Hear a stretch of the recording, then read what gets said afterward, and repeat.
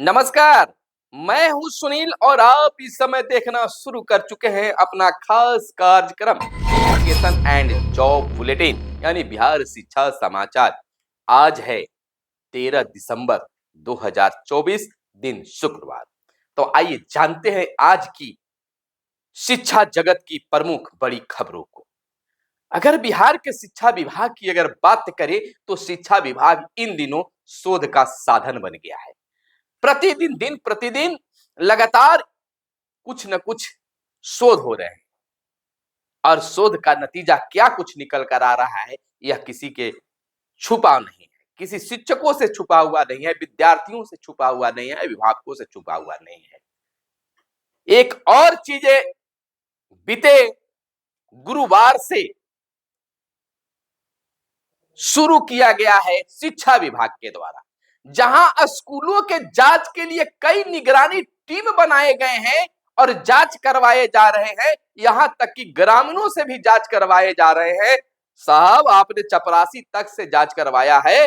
अब खुद बिहार शिक्षा विभाग के अपर मुख्य सचिव एसीएस डॉक्टर एस सिद्धार्थ ने जांच की कमान अपने हाथों में थाम लिया है। जी हां, आप सही सुन रहे हैं। गुरुवार से 10 विद्यालयों की जांच अब ऑनलाइन होने लगी है।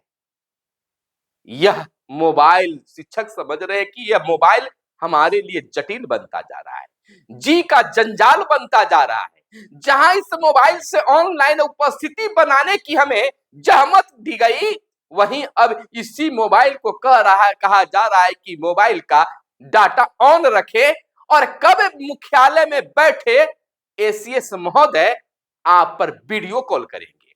अब आपसे पूछेंगे और आपके सहयोगियों के नाम बताकर पूछेंगे कि फलना शिक्षक कहां है, आप इस समय कहां पर हैं और क्या कर रहे हैं। अगर पढ़ा रहे हैं क्लासरूम में तो क्या पढ़ा रहे हैं।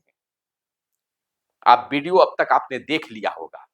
एक वीडियो वायरल हो रहा है 10 स्कूल जांच करने का, जिसमें से एक वीडियो वायरल है जिसमें एसीएस महोदय शिक्षक को मध्याह्न भोजन की जानकारी मांग रहे हैं, बच्चों से बात कर रहे हैं, पूछ रहे हैं कि आज मध्याह्न में क्या मिला।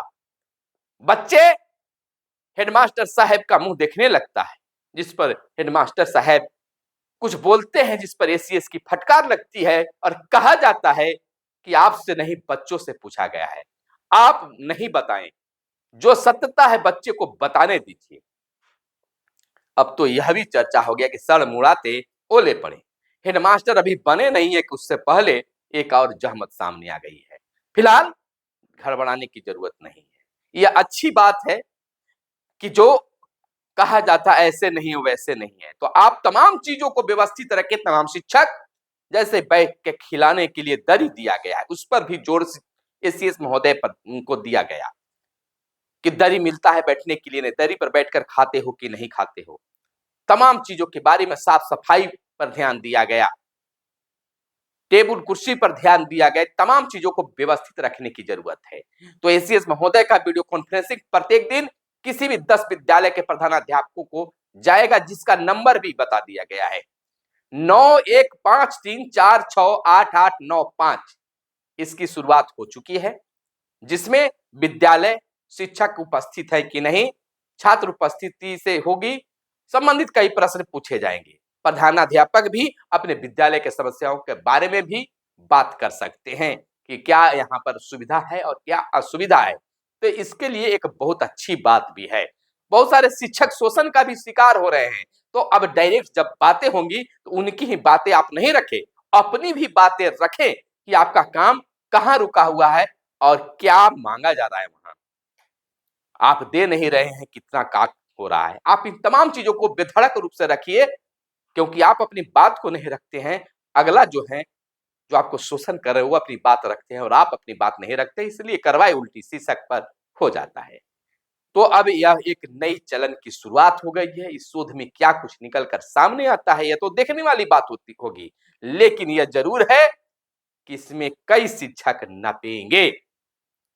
इस योजना में नपना बिल्कुल तय है, क्योंकि भौतिक सत्यापन को लेकर जब निरीक्षी पदाधिकारी आते हैं तो क्या कुछ करते हैं, यह तमाम लोग भी जानते हैं।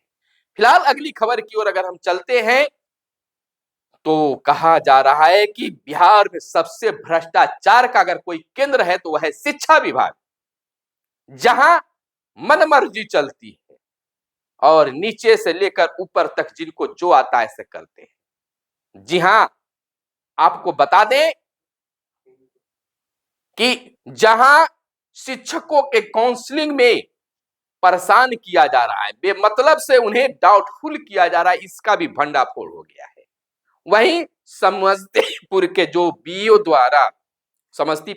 बीओ टीआरई 2 में 8 बीपीएससी फर्जी शिक्षकों को बहाल करने का मामला जो है उजागर हो गया है।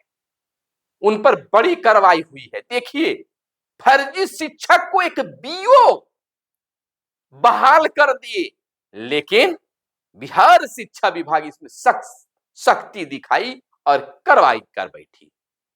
क्या कुछ कार्रवाई हुई है उसको हम आपको बता दें कि श्री कृष्णदेव महतो प्रखंड शिक्षा पदाधिकारी विभूतिपुर, यानी विभूतिपुर के वो है, समस्तीपुर के विरुद्ध विभूतिपुर प्रखंड अंतर्गत प्रधानाध्यापकों से मिली भगत कर 8 फर्जी बीपीएससी शिक्षकों को योगदान कराए जाने का जांच प्रतिवेदन प्राप्त हुआ है। यह मामला काफी गंभीर प्रकृति का है। लेटर में लिखा गया है, श्री महतो के विरुद्ध जिला शिक्षा पदाधिकारी समस्तीपुर के द्वारा भी कई आरोप प्रतिवेदित किया गया है। विभाग में यह मिला है, पत्र में जारी किया गया है। श्री कृष्णदेव महतो प्रखंड शिक्षा पदाधिकारी विभूतिपुर समस्तीपुर के विरुद्ध प्राप्त आरोपों की प्रकृति की गंभीरता को देखते हुए बिहार सरकारी सेवक, कह सकते हैं कि बिहार सरकारी सेवक नियमावली 2005 के सुसंगत प्रावधानों के तहत तत्काल प्रभाव से उन्हें निलंबित करते हुए विभागीय कार्यवाही के अधीन किया जाता है। अब उन्हें निलंबित कर दिया गया और निलंबन के दौरान कार्यालय जिला शिक्षा पदाधिकारी दरभंगा निर्धारित उनका उपस्थिति के लिए किया गया है। निलंबन अवधि में उनका जीवन निर्वाह भत्ता मिलेगा, उनके बाल परिवार का भी ध्यान रखा गया है। लेकिन इस तरह से कार्य करने वाले पदाधिकारी को शोभा नहीं देता है और इस पर विभाग अगर संज्ञान ली है तो यह अच्छी बात है। कहीं न कहीं अभ्यर्थी तो दोषी है ही, लेकिन सबसे ज्यादा दोषी इसको बढ़ावा देने वाले वे बीओ जो बहाल किए, उन पर बड़ी कार्रवाई होनी चाहिए। तो इस तरह से शिक्षा विभाग में यह भी एक अलग शोध होता रहता है।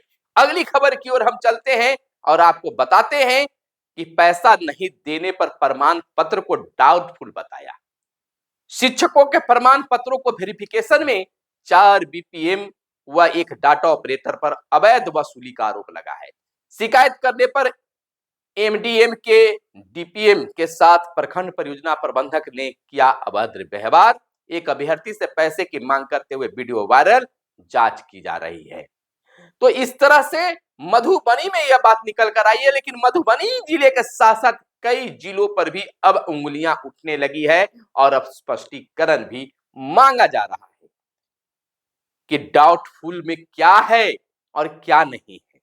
इधर मेधा छात्रवृत्ति को लेकर 57,000 से अधिक आवेदन आए हैं। आवेदकों में समस्तीपुर और पटना जिले के विद्यार्थी सबसे आगे हैं भैया। 6 वर्षों का रिकॉर्ड टूटा। इस बार सुबह से सबसे अधिक आवेदन आए हैं। तो छात्रवृत्ति के लिए 57,000 से अधिक आवेदन प्राप्त हुए हैं, जिसमें से आपका भी एक आवेदन हो सकता है। अगली खबर यह निकलकर सामने आ रही है कि शिक्षकों की रुचि पढ़ाने में नहीं, केवल समय पर हाजिरी दर्ज कराना है उद्देश्य। स्कूल में गोपनीय तरीके से निरीक्षण कराया तो सामने आ गई है सच्चाई, लेकिन यह सच्चाई पूर्णता भी नहीं है।